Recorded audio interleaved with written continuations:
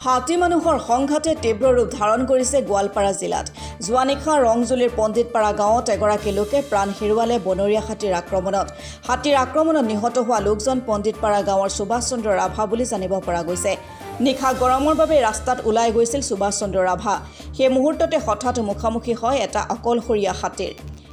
হাতীটোৱে সুভাষক চুচৰাই লৈ গৈ আন এঘৰৰ বাৰীত আক্ৰমণ কৰে। গাঁৱত হাতী সোমাই থকাটো গাঁওবাসীয়ে কোনো সম্ভেদ পোৱা নাছিল। অকলশৰীয়া হাতীটো এনেকৈয়ে সন্তৰ্পণে প্ৰৱেশ কৰে গাঁৱত। ঘটনাৰ খবৰ পোৱাৰ পিছতে গাঁওবাসীয়ে হাতীটো খেদি পঠিয়ায়। নিশাই ঘটনাস্থলীত ৰংজুলি আৰক্ষী আৰু বন বিভাগৰ লোক উপস্থিত হৈ মৃতদেহটো উদ্ধাৰ কৰি ৰংজুলি থানালৈ লৈ আনে। সম্প্ৰতি গোৱালপাৰা জিলাৰ ভিন্ন স্থানত বনৰীয়া হাতীয়ে ৰাইজৰ নিদ্ৰা হৰণ কৰিছে।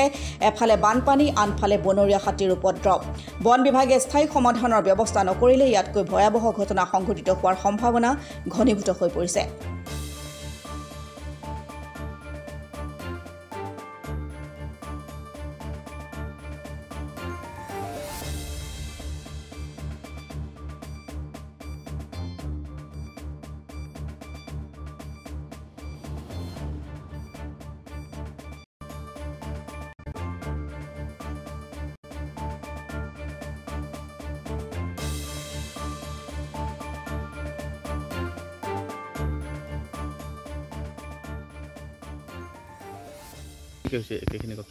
মোৰে দাদা আছিল সুভাষ চন্দ্ৰ ৰাভা। গাঁওখনৰ নাম পণ্ডিতপাৰা। যোৱাকালি প্ৰায় সন্ধিয়া 9:15 মানত তাৰমানে সি লাইনত থকাৰ কাৰণে ৰাস্তাত ফুৰিবলৈ ওলাইছিল।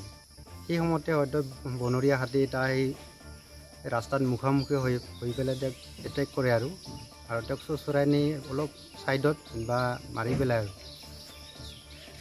হাতীটো যে আহিছিল গাঁৱৰ মানুহেও জনা নাছিল আৰু দাদাও জনা নাছিল।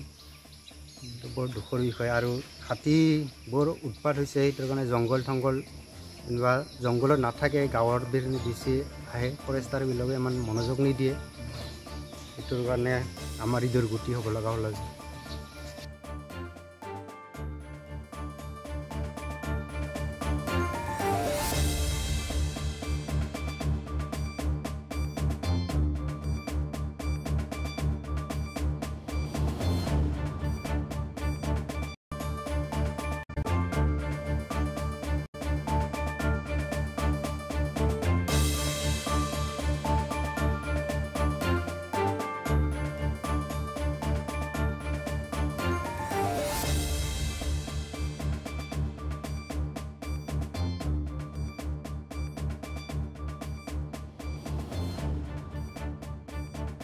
দুধনৈৰ পৰা ভৱেশ চন্দ্ৰ ভাগৱতীৰ ৰিপৰ্ট, অসম টুডে।